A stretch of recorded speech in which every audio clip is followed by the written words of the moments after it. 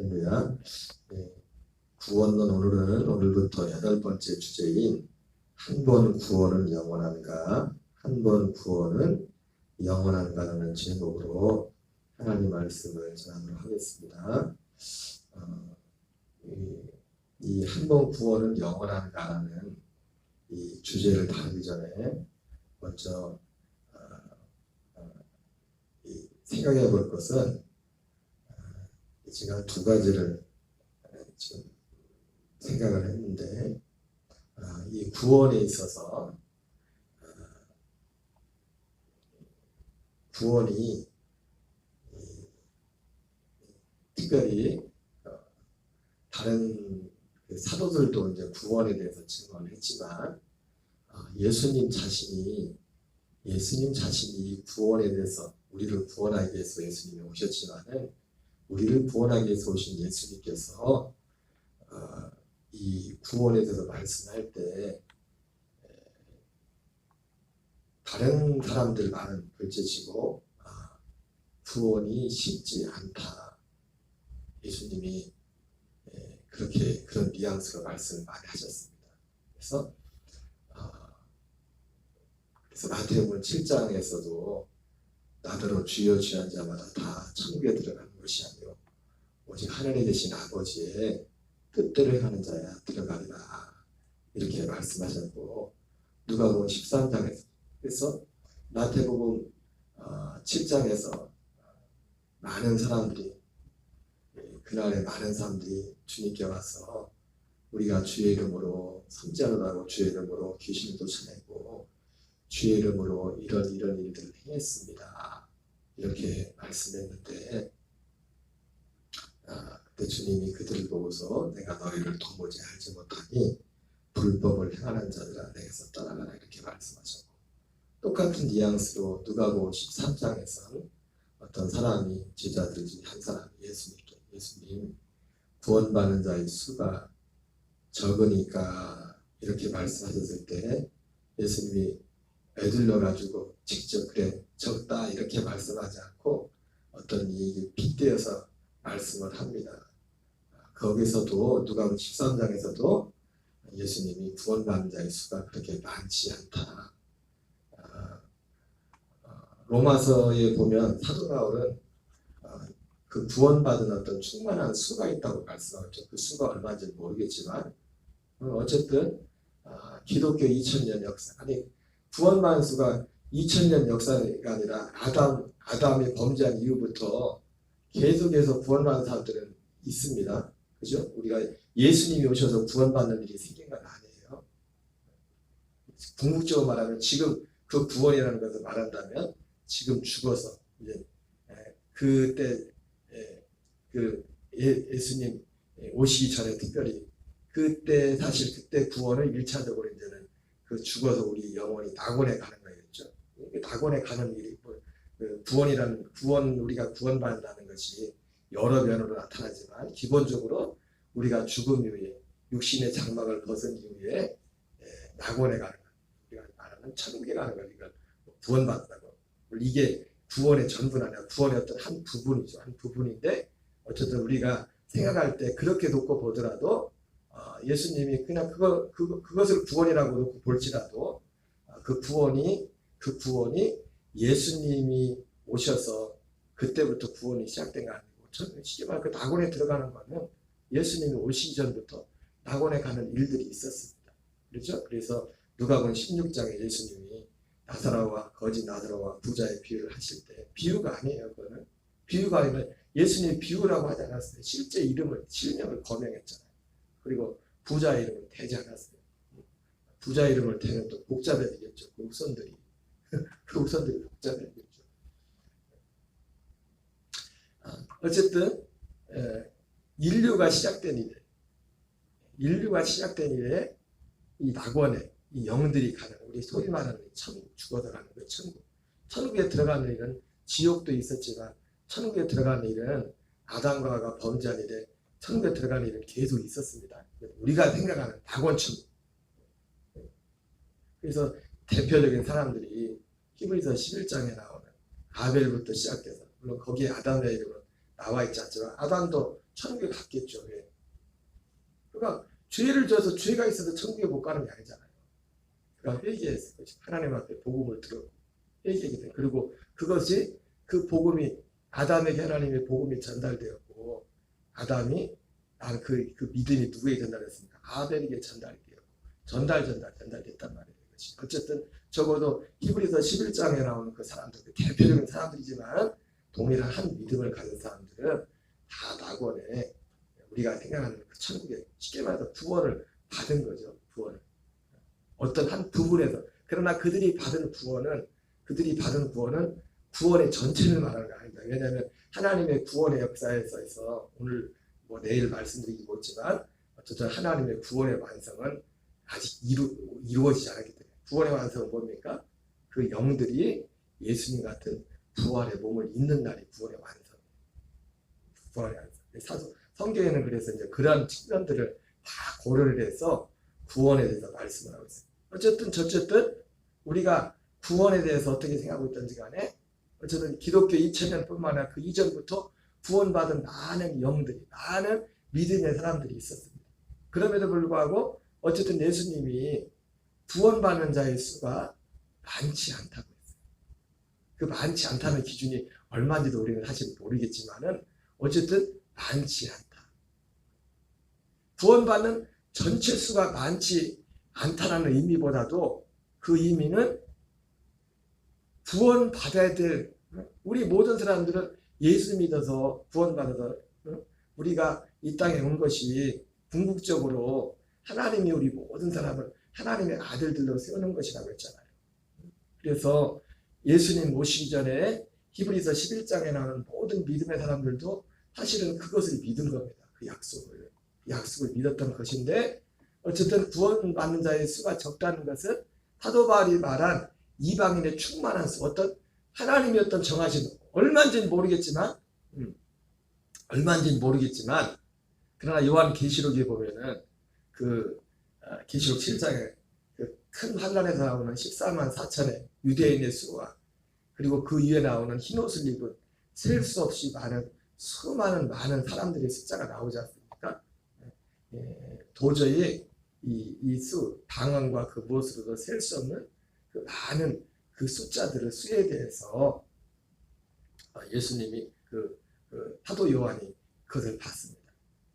그걸 보면 굉장히 많은 것처럼 보이지만 그 이방인의 충만한 수가 어쨌든 그 보이는 셀 수 없지만 거기에 포함이 되겠지만 그러나 전체적인 이 땅에 오고 간 앞으로 올 그 수많은 숫자에 비하면 사람들이 오고 간 사람들의 수에 비하면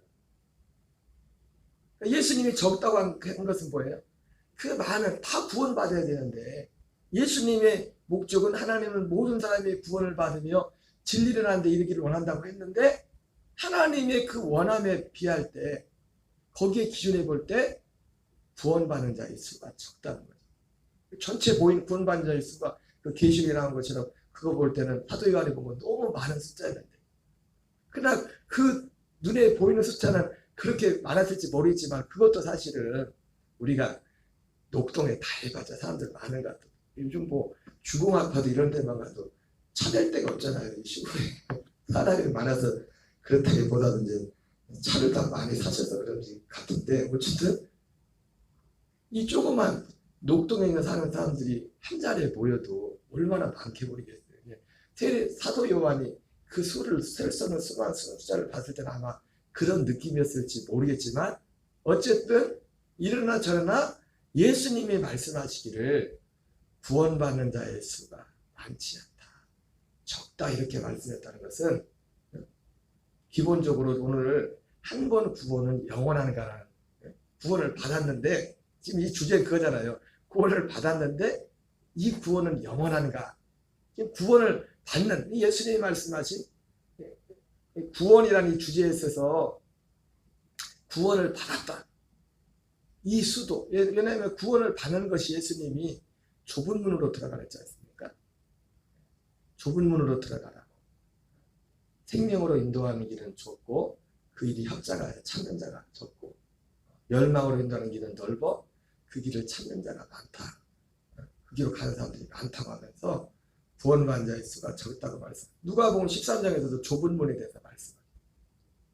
근데 구원받은 자의 수가 적은 것은 좁은 문으로 가는 사람들이 적고, 구하는 자가 적고, 그리고 어떤 사람은 심지어 구하여도 얻지 못한 자가 있다 할 정도로 예수님이 이 구원의 문제에 대해서 굉장히 단호하게 말씀하십니다. 그래서 이 한 번 구원은 영원한가, 지금까지 뭐 7번 주제까지 구원에 대해서 이렇게 말씀을 드렸지만은 기본적으로 먼저 다시 한번 짚고 넘어갈 것이 예수님의 말씀을 기억하면서 구원받는 수가 많지 않음을 먼저 전제로 하고, 그러면서 또 하나는 이 주제와 관련해서 이 구원의 방식, 그 구원을 예수님이 쉽지 않다고 그 구원을 얻었다가 제가 표현의 한계성이 있는데 잃어버릴 상실할 가능성도 있음을 성경에서 말씀해 주고 있어요. 성경에서. 그래서 이 두 가지를 다시 한번 생각하면서 이 8과를 한번 같이 보려고 합니다. 한 번 구원은 영원한가에 대해서 말할 때 예수님이 그렇죠? 구원받는 자의 수가 많지 않다. 없다는 게 아닙니다. 적다는데 없다는 게 아니라 많지 않다. 그 많지 않다는 것은 어쨌든 주님이 볼 때 아까 말했던 것처럼 다 구원받아야 됩니다. 여러 가지 의미가 있지만 어쨌든 많지 않다는 겁니다. 첫 번째 그래서 살펴볼 것은 상실하는 구원입니다. 상실하는 구원. 그래서 구원이 이렇게 쉽지도 않은데 상실할 수 있는 가능성이 있다. 가능성이 높다는 건 아닙니다. 왜냐하면 이 구원을 받는 것 자체가 쉽지 않기 때문에, 제가 전에도 말씀드렸지만 이 구원은 마태복음 13장에 나오는 것처럼 누가 구원을 받느냐면 천국은 마치 밭에 감추인 보화 같으니 이것을 발견한 후에 자기 소유를 받아 그 밭을 샀다고 했죠. 그죠? 이 천국에 관한 내용이 구원에 관한 내용이란 말이에요. 특별히 그 천국은 우리가 죽어서 가는 이 천국의 의미도 있지만 지금 우리가 이 땅에서 살아서 들어가는 천국에 살아가는 우리 영으로 들어가는 천국. 그 바로 이 천국 하나님의 나라에 대한 이 약속이 복음이잖아요. 그래서 마가복음 1장 14절 15절에 예수님이 갈릴리 와서 복음을 전하지 않습니까? 그 복음의 내용이 뭐였습니까? 때가 찼고 하나님의 나라가 가까웠으니 회개하고 복음을 믿으라. 그러니까 이 복음은 뭐냐면 하나님 나라에 관한 일이에요. 하나님 나라에 관한. 근데 그 하나님의 나라도 어떤 하나님의 나라요? 죽어서 가는 하나님의 나라 왕국이 아니라 지금 이 땅에. 그래서 누가복음 17장에 나오는 예수님이 말씀하신 하나님의 나라는 눈으로 볼 수 있게 하는 것이 아니라 또 여기 있다 저기 있다도 하지 못하니 하나님의 나라는 너희 안에 있느니라 말씀입니다. 우리 안에 임하는 그 하나님의 나라예요. 전에 말씀했죠. 이 하나님의 나라는 전에 없던 거예요. 예수님 전에는 없던 하나님의 나라. 그냥 하늘나라 낙원이 있었지만 이 하나님 나라는 언제부터 시작되는 겁니까? 예수님이 오셔서 죽음과 부활과 승천에 가서 모든 걸 거치신 후에 예수님 자신이 하나님 나라가 되는 거기 때문에 그런 의미에서 무슨 말인지 이해가 되세요? 이 하나님의 예수님이 말씀하신 누가복음 1장에 말씀하신 이 하나님의 나라는 예수님 전에는 없던 나라예요. 없던 나라. 터만 있었죠. 터만.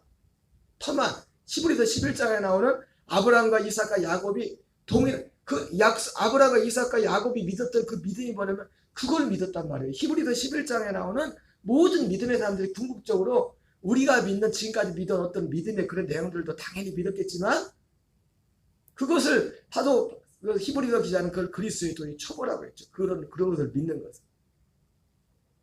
근데 궁극적으로 하나님이 약속하신 그 약속은 뭐냐면 바로 예수님이 이 땅에 오셔서 이루신. 물론 그것이 궁극적으로 맨 마지막에 이제는 그것도 뭡니까? 심지어 그것도 히브리서에서는 영원한 기업의 약속이라고, 중보라고, 영원한 기업의 약속이라고 말하고 있어요. 결국 그 구원의 완성은 영원한 기업, 영원한 기업. 그것은 아까 처음에 말씀드린 것처럼 우리가 이 땅에서 구원받은, 구원을 이뤄가는 하나님의 자녀들의 아들들이 예수 그리스도와 같은 부활의 몸을 입고 영원한 천국에 들어가는 것. 이것이 우리의 영원한 기업입니다. 그러나 예수님이 말씀하신 그 하나님의 나라는 바로 예수님 자신이 되기 때문에, 예수님 자신이 하나님 나라로 이제 승천하셨다 다시 오시는 것이기 때문에 예수님 이전에는 없던 나라예요. 예수님 이전에 살아서 들어간 하나님의 나라이기 때문에, 하나님의 아들의 생명을 얻는 일이기 때문에. 그래서 히브리서 11장 39절 40절에서 뭐라고 합니까? 그 예수님 이전에 모든 이 약속을 믿었던 사람들은 다 그들이 믿음이 킹제임스 버전에서 그렇게 돼 있대요. 믿음의 평판이 좋았어요. 그러나 그들이 약속을 증거를 받은 약속된 것을 받지 못했다. 약속된 것을 누가 받았습니까? 바로 예수님이 오셔서 죽음과 부활과 승천을 오순절에 성령이 막 약속대로 오셔서 그때부터 비로소 그것을 받는 일들이 시작이 되었던 것입니다. 어쨌든 이 구원에 있어서 방금 말씀드린 것처럼 이 구원은 쉽지 않다. 그러나 그렇기 때문에 이 구원이, 제가 마태복음 13장 말씀하는 그랬죠. 상실의 가능성이 있다고 이렇게 제가 말한 걸 뭐냐면, 구원을 받기도 쉽지 않지만, 구원은 우리 안에, 이 구원이란, 하나님 약속의 구원이라는 특성 자체가, 그 구원을 받으려면 주님이 모든 걸 완벽하게 다 준비했지만, 하나님은 모든 사람이 구원을 받으며 진리라는 데 이르기를 원한다고 했잖아요. 그죠? 그러나 베드로가 후서에서 뭐랍니까? 그러나 이 믿음은, 여기서 말하는 이 믿음은 뭐냐면 구원과 관련된 믿음이에요. 특별히 여러분, 오순절 이후에 서신서에 나오는 모든 믿음이란 단어가 나올 때 거의 믿음에 관한 그 내용의 모든 100%는 아니지만 많은 부분이 이 믿음은 구원과 관련된 믿음. 구원. 자세히 보세요. 다 구원과 관련된 그 믿음이라고 할 때. 믿음이란 단어가 왔을 때. 그래서 이 믿음은 모든 자의 것이 아니라고 했을 때 그렇게 해석해도 문제가 없어요. 구원은 모든 자의 것이 아니다. 그래서 마태복음 21장인가요? 20장에서 포도원 품꾼의 천국잔치, 혼인잔치에 비유해서 청함을 받은 사람은 많지만 택함을 입은 자는 적다. 예수님이 그렇게 말씀을 하셨어요. 그러니까 거기서 말씀한 믿음은, 그러나 이 믿음은 모든 자의 것이 아니다. 이렇게 말했는데, 그때 말했을 때, 그러니까 그 믿음을 가진 사람들의 특징이 뭐냐면, 이 구원을 마태복음 13장에 나오는 말씀처럼 천국 하나님의 나라의, 결국 하나님의 나라의 것이라는 것이잖아요. 그러니까 이 하나님의 나라, 천국, 지금 살아서 그렇게 구원이 돼, 이것이 생명과 관련된 생명, 하나님 나라의 생명, 하나님 아들의 그 생명으로 사는 나라예요. 나라인데 그 나라, 그 구원을 모두가 받는 것이 아니라 하나님은 모두가 받기를 원하지만 모두가 받지 못한다. 믿음은 모든 자의 것이 아니다. 그 이유가 뭡니까? 그러면서 그 믿음의 그 믿음, 그래서 그 믿는다고 할 때 그 믿음 가운데 중요한 그 내용이 뭐냐면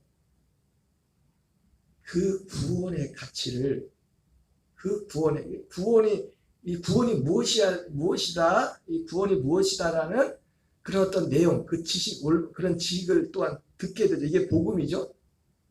구원에 대한 지식을 듣는 게 복음이라고.